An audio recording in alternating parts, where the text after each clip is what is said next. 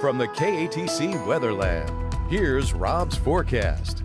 Welcome back. Well, the warmest day so far on the calendar year, 85 degrees, tying a record set back in 1932, a 91-year-old record. And we got more warmth on the way. And as a result, well, we know the tree pollen has been kicking it, very high category, oak, cypress, and all the pine trees. But look at this, grass pollen moderate, weed moderate, even mold up in the moderate category. So everything is growing outside. But the good news is cooler weather on the way. Bad news is more pollen in the air. In fact, let's take a look. We have a drone shot for you this evening, and look at the trees here. Boy, this is a couple of weeks early, already budding and greening up across much of Acadiana.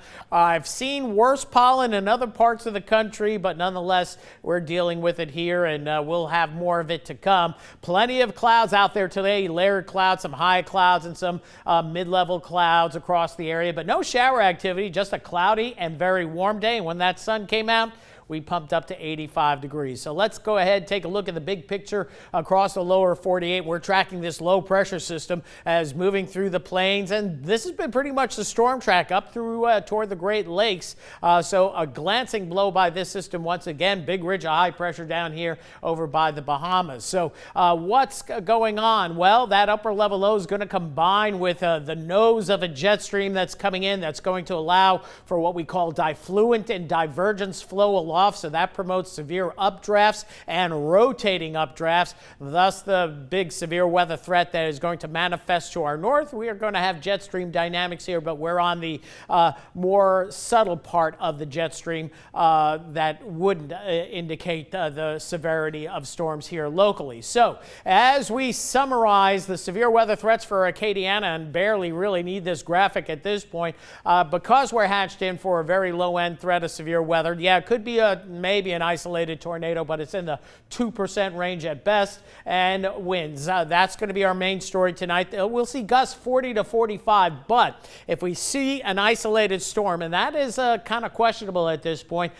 we could see gusts in the 50 to 60 mile per hour range, because that's what the winds are going to be at just a few thousand feet off the ground. So some of those winds may mix down to the ground and cause some severe gusts that could knock out some power in isolated spots in rural areas. You know who you are when the winds start gusting in the 40 mile per hour range. Potential for any severe weather, if we see any, between 11 o'clock tonight and about 6 o'clock in the morning. It's primarily going to be between about midnight and 4, I think, for most of us. Here's the big picture. You see the storms busting out, severe thunderstorm watches from the Texas Hill Country back through the Edwards Plateau, and then farther north and east we have tornado watches and some warnings going. And on the backside of this system, snow in New Mexico, working its way all the way down through southern New Mexico. But this is what we have going now. We have a tornado warning here by Brownwood, severe thunderstorm warnings in a few spots outlined with the white, and then more tornado warnings in around the Blossom, Texas area, which is just to the west of Texarkana and north and east of the Dallas-Fort Worth Metroplex. But there are some strong storms that are going to be working their way through the mid-metroplex during the course of the evening hours. So we'll be watching it for our friends closely. Here's the Storm Prediction Center severe weather outlook, and still a severe weather outbreak expected. Up to baseball-size hail possible in this area. Damaging winds greater than 75 miles an hour in that moderate risk zone, even in the enhanced risk zone, and a few strong tornadoes possible, EF2 or greater intensity. That's 111 to 130 or higher. That's in miles per hour. Locally, an isolated storm capable of wind damage and or a tornado, but our risk continues to go downward. That's been the trend. So much of Acadiana in a marginal risk, slight risk north and west of I-10. And again, you can see that higher risk to the north and come in real close. You can see, like yesterday, Alexandria and Cenla was in the enhanced risk. That has been pared back to the north as well. So something that we'll have to watch, but not overly concerned with for most of Acadiana. Tornado risk, as we take a look at our significant tornado index highs across the Arklatex into southern Arkansas and northern Louisiana, and then those dynamics will weaken through the wee morning hours of Friday morning. So here we go with the predictive radar, and this is what we'll be using tonight. This updates once an hour, and you can see all the big storms, low pressure right here, and by that triple point, warm front here, cold front here.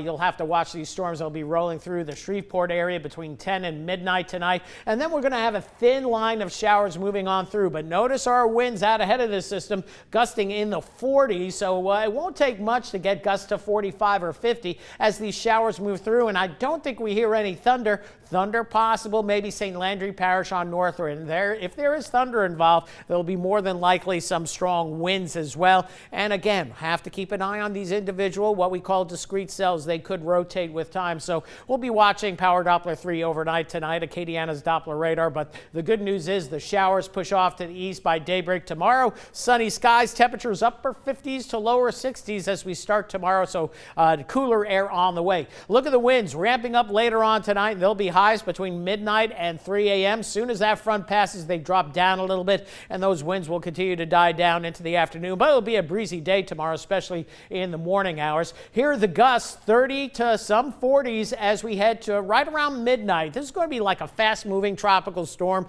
It's not going to be relatively quiet through at least 10 o'clock tonight. Then the winds gradually pick up through midnight, and they stay quite gusty, 40, and the HER model is suggesting a few 50s, but we're at night, so you don't get the heating and the mixing of the day, so a lot of the stronger winds may stay elevated above our region, but something that we'll watch closely. And some gusty winds as we head toward daybreak tomorrow, but notice those wind gusts begin to die down as we head into the afternoon hours of our Friday. So overnight tonight, 63 the low. The wind picks up after about 10 o'clock or so. You'll hear that picking up, and by about 3 o'clock in the morning, that's when we do expect some shower activity here locally. Again, south to southwest winds 15 to 25, gusts 40, higher if we see a storm, but right now I think it's mostly shower activity. We'll go lower 60s for your low, and tomorrow low to mid 70s, which is still above normal, but at least more seasonable for sure. Winds dying down by late afternoon. As the winds die down, the birds will be chirping throughout the afternoon and evening hours.